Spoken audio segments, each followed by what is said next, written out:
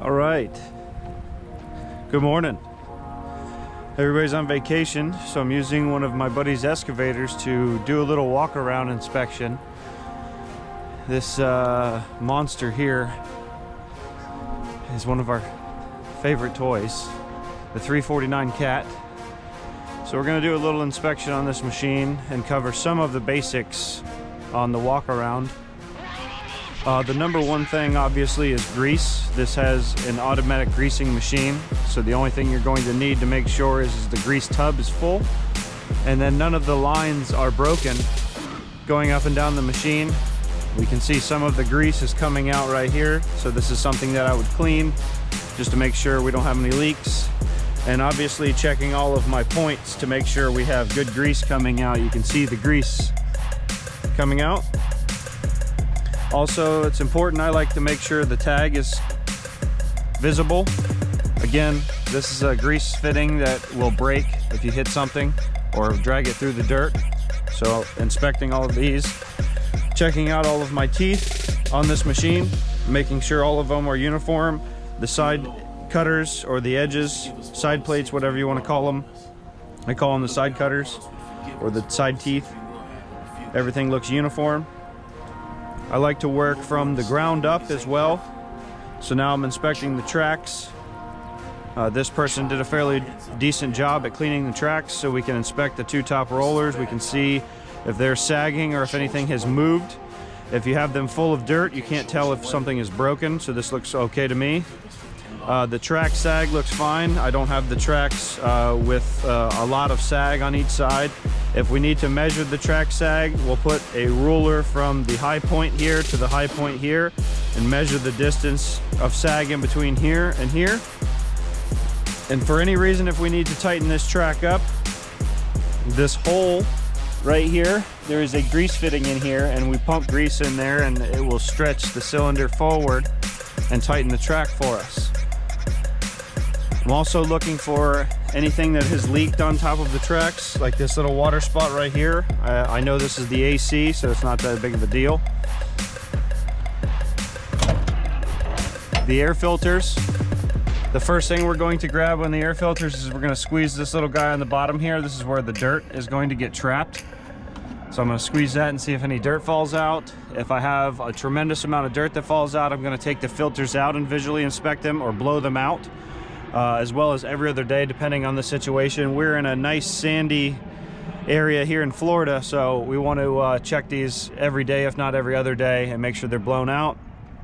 You can see the master switch on this machine is in the correct position. It is in the off position while I'm inspecting this machine, as well as looking at all the battery cables and making sure the batteries are fastened.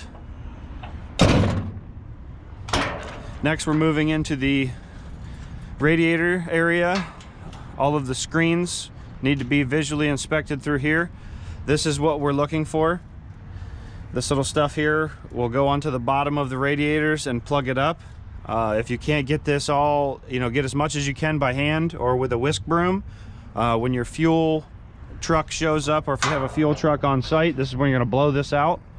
But this looks really clean. Does look like we're missing something here. I don't know whether that's a fire extinguisher holder or something else, but we're definitely, something is not where it's supposed to be there, so I'm going to make a note of that.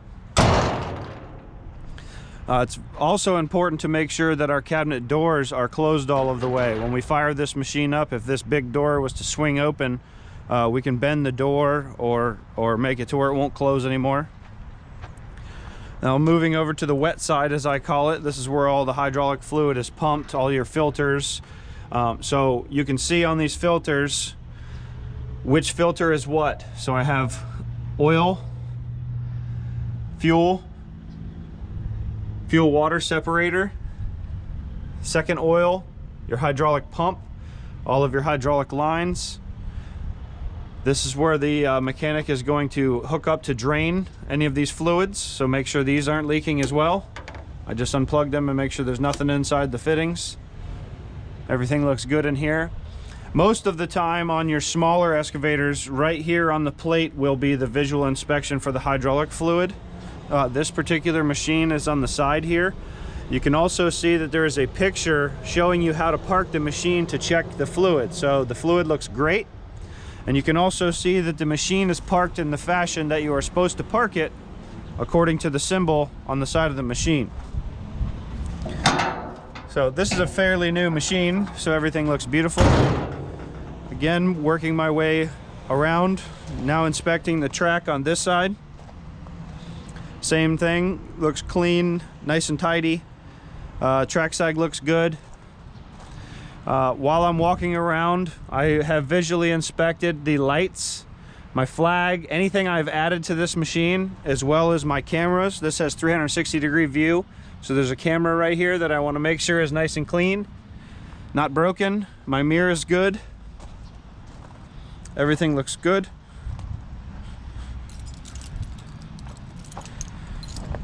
Now, before we enter the cabin,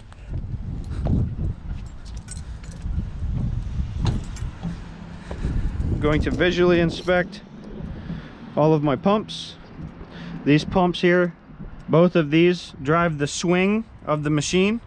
So this has 2 swing motors.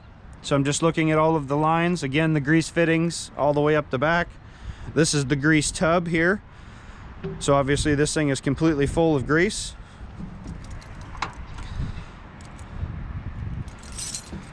It's another good thing that I have to unlock all of these cabinets. So the past operator has locked this machine all up.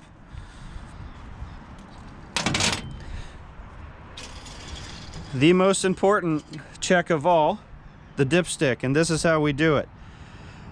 This machine has been sitting and I do have the dipstick on the full level, but what I'm going to do is wipe this off. Feel free to do it with a rag or something, or a paper towel. And now I'm going to put it all the way back in and put it to the locked position to make sure it's at full depth. Now we're going to pull this thing back out again, and I can see I have my oil in the operating position. So we are good. Make sure it's all the way locked. Now before I close this cabinet, again, just doing a visual inspection to see if I have any oil or any random fluids anywhere. Everything looks beautiful.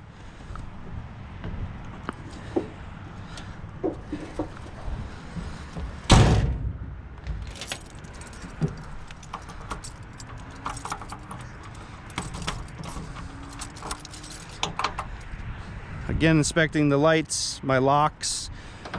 Nobody has messed with the machine over the weekend. Locking everything as I leave, making sure my hydraulic cap, fuel cap, again, the flag. If I've added something, making sure it's nice and sturdy. America.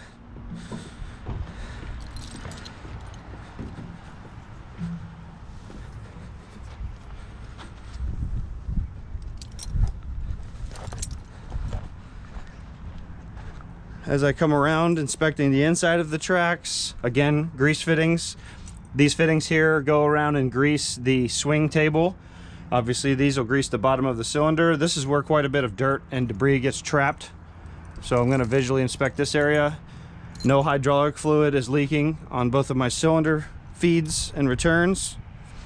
All of my track pads look good. Nothing out of place. But that's what I'm going to do at minimum every single little walk around. So we want to show up if our time is, let's say